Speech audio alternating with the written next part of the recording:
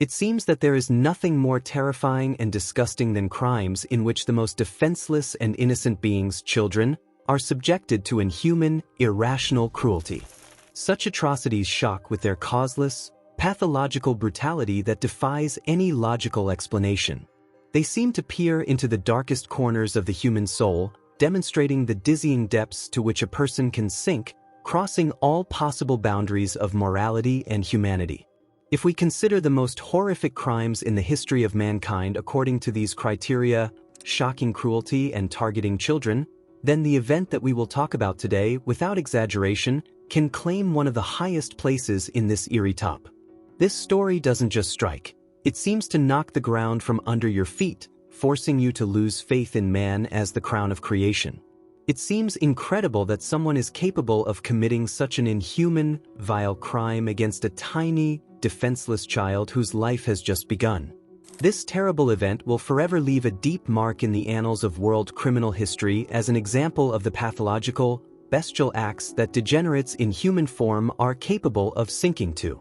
Reading the details of what happened, you inadvertently catch yourself thinking, can the inhuman creatures who committed this even be considered people? Isn't it too high an honor for them to be called representatives of the human race? After all, by their actions, they crossed the line of humanity, demonstrating animal, irrational rage instead. Luisa Moyer was born into difficult life circumstances in the area of Orania, located in South Africa. Fate constantly brought Luisa into contact with harsh and ruthless people. When Poppy was only 10 years old in 1984, her father passed away. Despite the fact that the man was very busy with work, he always found time to communicate with his daughter, so they were very close. Soon after Luisa's father passed into eternity, her mother found herself a new life companion who turned out to be a real despot. He constantly humiliated the whole family, both morally and physically. The years of abuse by her stepfather did not pass without a trace for Luisa. He managed to instill in Poppy an inferiority complex, because he did everything possible to make people around him feel worthless. Upon reaching adulthood, Luisa could no longer tolerate such treatment, so she sought any opportunity to escape from the family hell. She hastily married literally the first person she met, who turned out to be a friend named Freddie. The man was 4 years older than Luisa and, to her horror, was no different from her stepfather. Freddie plunged Luisa into an atmosphere of constant fear and horror. Fortunately, thanks to the support of her mother, Luisa managed to break free from the grip of this toxic relationship. Having broken off her marriage with Freddie, Luisa met a mechanic named Kobie Van Der Merwe. He was calm, hardworking, wealthy, and much more suitable for Luisa to start a family. The young people began dating and soon combined their fates with the bonds of marriage. The couple stayed to live in the same area of South Africa. At first, the couple had a boy, whom they named Johan. And on August 9, 2013, 2 years later, Poppy was born. The girl amazed with her unusual beauty. She had blonde hair and huge blue eyes. Everyone who knew Poppy emphasized her incredible beauty, calling the child a doll, and simply could not admire her enough. Unfortunately, this marriage of Luisa's was also doomed to failure. After the appearance of children, Kobie changed dramatically and turned into a cruel tyrant before his wife's eyes. Soon it came to physical abuse. Realizing that things would not get better, the young mother decided to put an end to this. In 2014, just a year after the birth of her daughter, she filed for divorce. According to Luisa, Kobie insulted her even more than her previous husband. And shortly before the breakup of the relationship, it escalated into death threats.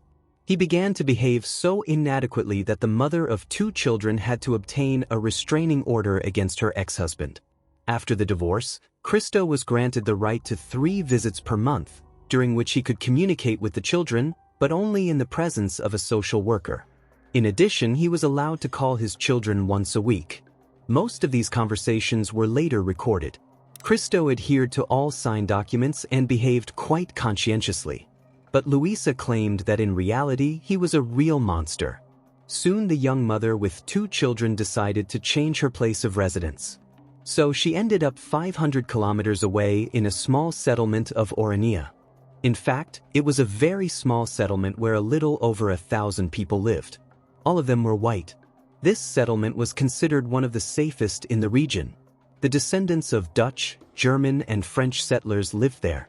Luisa hoped that she would finally be able to provide a peaceful life for herself and her children. The small family was gladly accepted by the community of Orania. The local residents and members of the Dutch Reformed Church, who helped the family settle in, warmly welcomed them. Thanks to their support, Luisa was able to get housing as well as get a job in a local supermarket. In particular, members of the community helped complete the divorce process, at the final stage of which Luisa was. The woman also wanted to take away from the tyrant father his daughter from a previous marriage named Marissa. Poppy wanted to stay with Luisa, and in return promised to do a significant part of the housework and help with the younger children. With the help of community members, the young mother managed to take the schoolgirl, who was 14 years old at the time. Marissa did indeed help look after the children, and also performed some of the daily household chores to support Luisa. In particular, she was entrusted with cooking and cleaning. Marissa fit so organically into this small family that the children sometimes called her mom. By nature, she was calmer than Luisa, and this allowed her to cope with raising the kids better than her biological mother. Of course, all this happened against the backdrop of Luisa's heavy workload at her new job, which took all her time and energy. In 2015, a man named Kobie Sekamora moved to Orania. He was also helped by members of the community and offered a position at the local supermarket, where he met the mother of 2 children who had been living there for about a year. Like Luisa, he had a whole series of failed marriages and relationships behind him, and he had 1 child from each wife. In fact, he divorced twice and paid monthly alimony for his first child. Kobie almost did not communicate with his children, was not interested in them. He had a very bad relationship with all his ex-wives. They called him a cruel man who knows no mercy. Unfortunately, Luisa was not aware of this when she first met Kobie. He seemed nice and kind to her. However, as it had happened more than once in Luisa's life, she again let the wrong man into her heart. Quite quickly after they met, a romantic relationship began between her and Kobie. Only a few months passed before Luisa got engaged to Kobie. Soon the couple began to live together, and on July 14, 2015, they got married. However, the very next day after the conclusion of this union, Kobie kicked Marissa out of the house and sent her by bus to her father. So the beloved nanny and stepsister could no longer look after the children. This change in family life was very traumatic for the kids. Johan and Poppy had time to get very attached to Marissa, whose place was now taken by a stepfather who was in no hurry to show them attention and care. Due to such cardinal changes in parental care, the children became very capricious. They took the separation from their sister hard. To the great sorrow of the kids, Kobie soon turned out to be the complete opposite of their expectations. After all, Marissa, with her care, gave the children a sense of being needed and loved. She spent a lot of time with them and became a very close person. Instead, the stepfather was extremely irritable, constantly lashing out at the children, as soon as they ever started crying. During this period, both kids were enrolled in kindergarten, as the adults worked and could no longer provide care for their daughter and son at home. The teacher repeatedly noticed how the boy ran away and hid in the bathroom when the mother and stepfather came to pick him up from kindergarten. The children did not want to return home, which was an alarming signal. The kindergarten workers described Kobie as a very irritable and unpleasant man who behaved coldly towards the children. Several times the teacher saw that Johan behaved inappropriately when his parents brought him. It seemed that he was under the influence of some kind of drugs. His reactions were inhibited. Because of this, suspicions arose that the boy was being given some kind of medication to calm him down. After all, Johan was a very active child. Probably, in order to make it easier to supervise and control him, the parents were pumping him with something.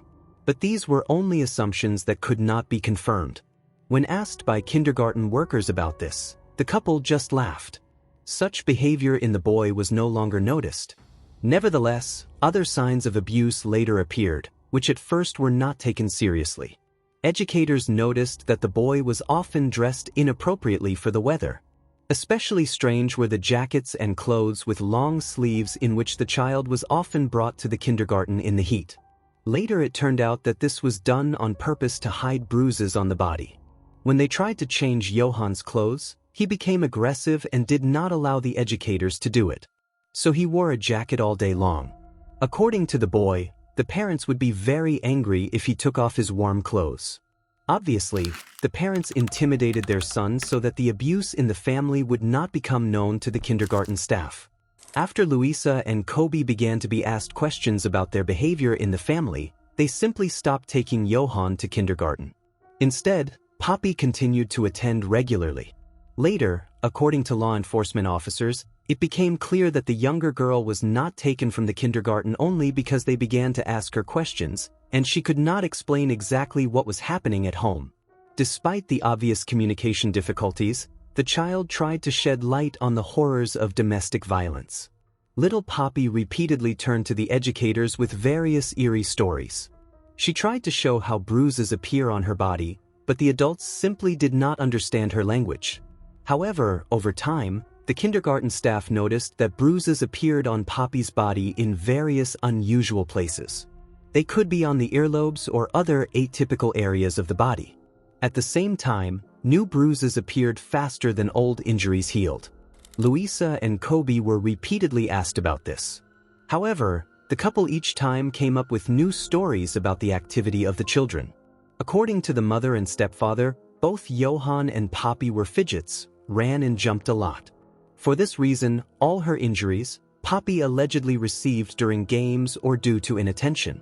Since it was not possible to prove domestic violence, the educators had to take these stories at face value. In particular, the mother often said that Poppy's older brother behaves aggressively towards her. Luisa referred to Johan's behavior, trying to explain why he stopped going to kindergarten. According to the mother, they were afraid that their son would injure one of the children. Therefore, she did not want to take him until he grew up and it was possible to take the child's unruly character under control. This seemed strange because until that moment, the educators had never noticed that the boy behaved dangerously or aggressively in the presence of other children. On the contrary, he was frightened and did not make contact. Despite the eloquent excuses, there were other people who had suspicions of domestic violence in the family. A man who lived next door to the couple and their two children noticed that the adults were clearly mistreating the kids. He heard regular quarrels, how the parents insult, shout at their daughter and son. Apparently, the slightest trifles became the reason for such behavior. Although the neighbor did not witness the beating of the children with his own eyes, he had no doubt that the parents not only verbally abused them, but also used physical force. One of the most eerie cases that the man later spoke about was an episode with little Poppy. As he recalled, one ordinary day, the stepfather began to yell loudly at the girl. It is quite possible that the reason for the anger was that the child wet the bed. After a few minutes of obscene swearing, Poppy began to scream piercingly. And it was clearly not just a cry of resentment. It seemed that Poppy was being brutally beaten. The next day, the neighbor saw the baby with a cast on her leg. The man was also struck by the indifference of the parents. When the child was brought from the hospital with a freshly applied cast, neither the mother nor the stepfather even bothered to help her get out of the pickup truck. They drove their daughter in the body, like some kind of animal. Not only did the little one have to climb out of the body on her own, with great difficulty, but she also dragged her backpack, which seemed quite heavy. Instead of words of support and help, Kobie only urged her on. More than once, the neighbor noticed how Poppy wakes up in the middle of the night and starts crying. According to the man, Poppy had terrible nightmares. But instead of comforting the child, the parents, if they reacted to her tears at all, it was always with shouts and curses, forcing her to shut up. Despite this, Poppy had such tantrums almost every night. The girl cried quietly for about half an hour, trying to hide her tears from everyone. However, through the thin walls, the neighbor heard her sobbing. Eventually, she calmed down on her own and fell asleep again. Shortly after that incident with her leg, as soon as Poppy began to recover, another terrible manifestation of aggression occurred. The neighbor heard how another conflict broke out in the family, after which a dull blow sounded. Poppy cried out loudly again. She had a tantrum, The next day, the neighbor saw the girl. She had a huge bruise on her head. In addition, her right arm seemed to function poorly. Poppy kept pressing it to her chest all the time. Unable to take it anymore, the man approached Kobie. He asked the stepfather what had happened to the child, why Poppy was constantly crying, and why serious injuries did not have time to heal on her.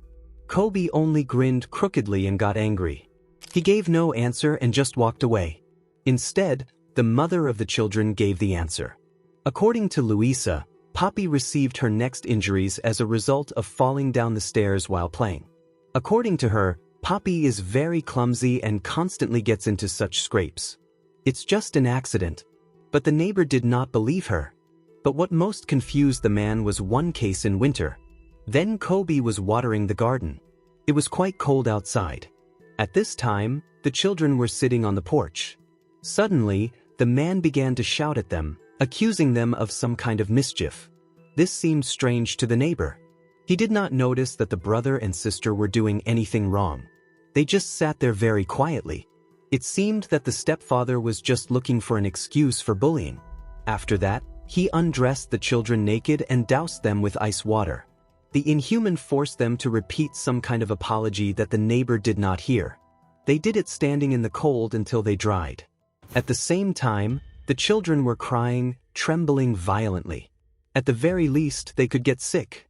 Having witnessed these crimes, the neighbor could not stand it and turned to the Social Protection Service.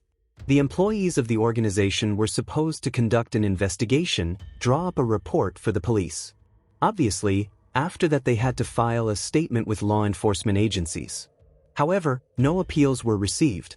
The social service simply ignored the incidents and the neighbor's statement. The man had to contact the organization several times in order for the blatant cruelty of the stepfather to finally be paid attention to. In fact, the settlement was so small that it did not even have a normal police station, court, and other important instances. The nearest large police station was located no less than 40 kilometers from the village, and the neighbor did not have the opportunity to get there on his own. But he did not give up and constantly turned to various organizations in his town to help the children. Fortunately, the brutality did not go unnoticed, at least by the security service employees. Poppy and Johan had a chance to put an end to this nightmare. In August 2016, a meeting was held with Luisa and Kobie. The mother and stepfather were obliged to undergo weekly examinations by a pediatrician, at which both children had to be present. In addition, the parents had to undergo special consultations with a psychologist who specialized in family problems. The couple did follow these rules for some time. But, as it turned out, all this was done only for the sake of appearances. They went to consultations several times. In the first month, they took the children for a medical examination only twice. It seemed that they were on the path to correction. Meanwhile, it was during this period that the neighbor of the family spoke about the most brutal episodes of domestic violence. When he again appeared in the social service with these testimonies, they simply brushed him off, saying that they were constantly working with this family and had everything under control. But for some reason it did not work, and the neighbor, in turn, could no longer do anything about it. Already at the next medical examination, the neighbor's words found their confirmation. Bruises were found on the body of 3-year-old Poppy. The doctors tried to find out from the girl where they came from. However, given her age, she still spoke very poorly. From her story, one could only understand that she was in a lot of pain. According to the rules, a doctor who conducts such examinations should immediately document any bruises. But this time, the specialist did not follow the instructions. Later, he explained the absence of records by the fact that the 3-year-old child never managed to tell what had happened to her, and he assumed that these were bruises received during the game. The doctor simply chalked it up to a fall during play, which, as always, the mother started talking about. So no action was taken. One September morning in 2016, the neighbor woke up and realized that the troubled family of Poppy had moved out. They did it secretly at night, as if they deliberately wanted to avoid unnecessary witnesses. All this aroused suspicion. At the same time, Kobie did not quit his job. The employees of the kindergarten that Poppy attended were also not informed about the move. In fact, The couple decided to evade responsibility and escape from medical examinations at the doctors, which they almost never showed up for. The parents decided to get lost, so they moved to a new place of residence. Luisa and Kobie went to the farm Mamagala's Kraal, located a few hours' drive from the city. Here lived the family of the hateful mother. This was a rare case when Luisa and her mother, together with the children, gathered in one place. In fact, she practically did not allow the kids to communicate with their grandmother. Luisa's mother, although she herself had lived with an abuser for many years, was shocked when she saw the condition of her grandchildren. She immediately noticed the numerous bruises that covered almost the entire body of the children. When the grandmother tried to find out from the boy where all these injuries came from, he recalled that it was Kobie who beat him. At the same time, Luisa denied the facts of domestic violence, calling Johan a liar. After this visit, the woman became alarmed about what was happening in her daughter's family. But she was afraid to harm them, so for now she decided to turn only to the pastor. Unfortunately, instead of help or at least words of support, the church minister became angry. According to him, the grandmother should not have interfered in her daughter's affairs, since she was already a married woman and had to solve such problems on her own. After that, Luisa's mother did not apply to any other services and did not try to help her grandchildren. On October 25, 2016, just a month after the family refused medical examinations at the hospital, Luisa ran into the local hospital with her daughter in her arms. She said that the child had suddenly become ill and begged for help. The doctors tried to resuscitate Poppy, did artificial respiration, but quickly realized that the child had died quite a long time ago. Any attempts were in vain. The doctors immediately noticed the suspicious behavior of Luisa. It seemed that she was completely indifferent to the fate of her daughter. At the same time, she said that she did not want problems with the police. But the injuries of the baby looked even more suspicious. Almost the entire body of Poppy was one solid bruise. When the mother was asked where all these bruises came from, she answered that the couple was in a hurry to the hospital. Due to the broken road, the child was severely beaten in the body of the car and received bruises. The refutation of this lie was found quite quickly. Bruises were found on Poppy's body that were at different stages of healing. This indicated regular beatings of Poppy. The bruises did not have time to go away before new ones appeared. It was impossible to explain them by careless driving. The doctor noticed that the family also came with a second child.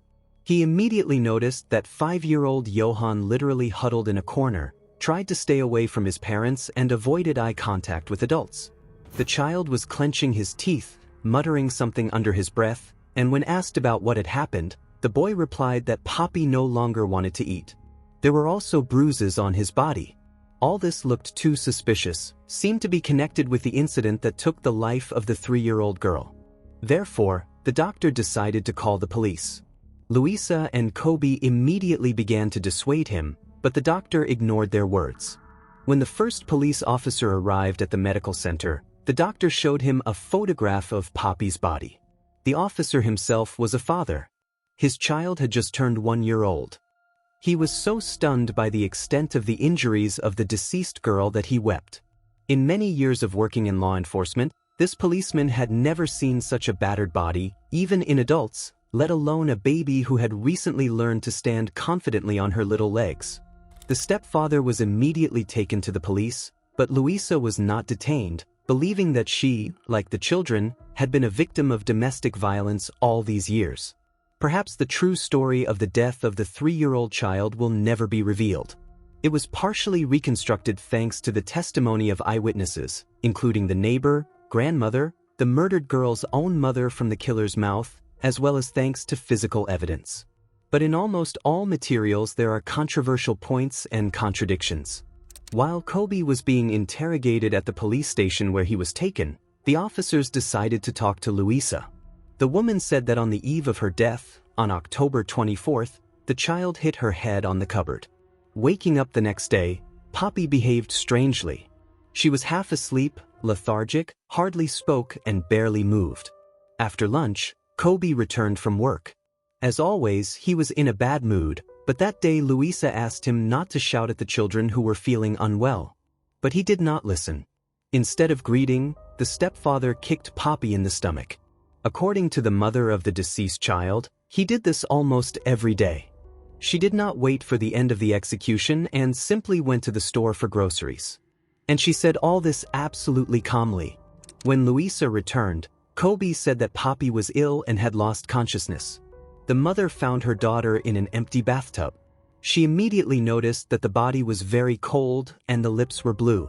They tried to give Poppy artificial respiration, but it had no effect. Then they decided to take her to the hospital and put her in the back of a pickup truck. This became one of the most horrific parts of the story. Instead of taking the 3-year-old girl in their arms, they threw her into the empty body like a thing, where she was tossed about like a doll on the potholes of the road. At the same time, this became a very convenient explanation for the numerous bruises that covered the body of the deceased. When the grandmothers saw the condition of her granddaughter, she simply could not believe that her own daughter could be involved in this. Like others, she did not take seriously the idea that this could happen from an ordinary blow to the head on a cupboard. According to investigators and the forensic expert, the child was killed for a long time, perhaps even thrown against walls and furniture. Later, to their horror, a large accumulation of blood was found in the lower left part of Poppy's skull, which is characteristic of a severe traumatic brain injury. It could have been fatal.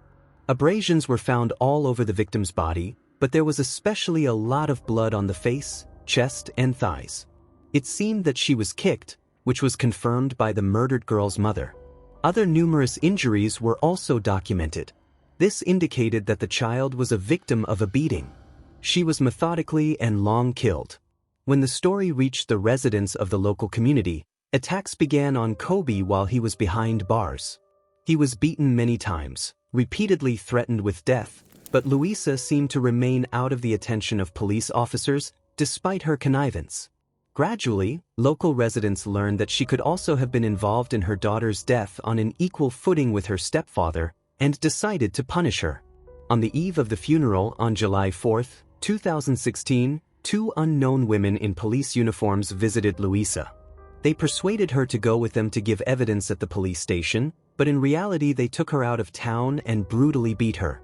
It seems that these women were not police officers, but local residents who decided to take the law into their own hands. As a result, Poppy's mother came to say goodbye to her little daughter at the funeral in almost the same condition as Poppy, but at the same time alive, unlike the baby. Poppy's biological father, Kobie Van Der Merwe, was seen in tears at the farewell ceremony. He sat in the front row next to friends and relatives. The man blamed everything on his ex-wife, who, in his opinion, had always been a bad mother. Luisa's face, on which traces of a recent beating were visible, did not express any regret throughout the entire service.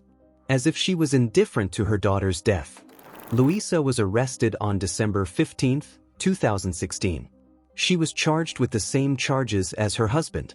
Despite the rapid progress of the case, the trial was postponed for a year. The hearings began only in October 2017. There were several reasons. The first of them was that there was not a single lawyer who would like to represent the interests of the accused in court. The defenders felt disgust at communicating with the killers and refused to work with them. In addition, due to constant attacks by prisoners in prison, Kobie tried to voluntarily take his own life twice.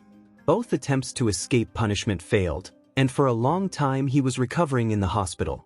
In any case, the postponement of the hearings was only in the hands of the prosecution. There was enough additional time to interrogate Johan in detail, the brother of the deceased girl. The boy claimed that his stepfather beat him and his sister every day, and his mother just calmly watched at the same time, even covering for her husband and not trying to help them. According to the child, the beatings were so strong that the sounds of the blows sometimes drowned out their screams of pain. The boy's testimony was decisive for the prosecution of the mother. Until the last, Luisa tried to justify herself. When she brought her daughter to the hospital, she claimed that she tried to bring her to her senses, splashed water in her face, did artificial respiration. Johan said that in fact, his sister was all wet because after the beating, the stepfather stuck her head in the toilet and tried to turn on the light by pressing the drain. According to Johan, during this procedure, the mother just stood in the doorway and watched, not trying to prevent Kobie. In the end, both monsters were found guilty of murdering Poppy and sentenced to life imprisonment without the right to parole. In addition, each received another 10 years of additional time for threatening the life of the older child, who miraculously remained alive, suffering abuse every day. Even the judge was furious when passing the sentence. He was outraged not only by the cruelty of these people, but also by their complete indifference to what had happened. Everyone present at the hearings agreed that the defendants were not worried about Poppy's death, they were only worried about the punishment they would suffer for it. During the trial, numerous appeals of the neighbor to social services were revealed with a request to check the family for child abuse. But in fact, no one reacted to his appeals and did not save the children. Social protection workers who were supposed to apply to law enforcement agencies justified themselves by distances and bureaucratic difficulties, due to which they did not have time to react to the abuse in the family. They did not bear any responsibility for their negligence. This eerie story about the tragic fate of little Poppy and her brother Johan makes the heart clench with pain and indignation. It is incredible how in the 21st century in a civilized society such a terrible bullying of defenseless children could happen. The indifference and cruelty of the so-called parents, Luisa and Kobie, who should have protected and loved their children, but instead subjected them to inhuman torture, is shocking. No less striking is the inaction of social services, which ignored numerous signals about trouble in the family and did not protect the kids from the sadists. This tragedy is a painful reminder that child abuse, unfortunately, exists, and it must be fought by all possible means. Each of us is responsible for ensuring that such stories never happen again. We have no right to remain indifferent when someone nearby is in danger, especially a defenseless child. I want to believe that the just punishment of Poppy's killers will at least slightly ease the pain of loss for her loved ones, and that this tragedy will become an impetus for improving the system of protecting children from violence, so that no little angel will suffer at the hands of inhumans anymore. Thank you for reading this difficult story to the end. I am convinced that it will leave no one indifferent. If you were impressed by this tragic story, I invite you to subscribe to the YouTube channel Detective Brooks. There you will find many other fascinating and instructive stories that make you think. Support my work with your subscription, because together we can make the world at least a little better and safer for our children.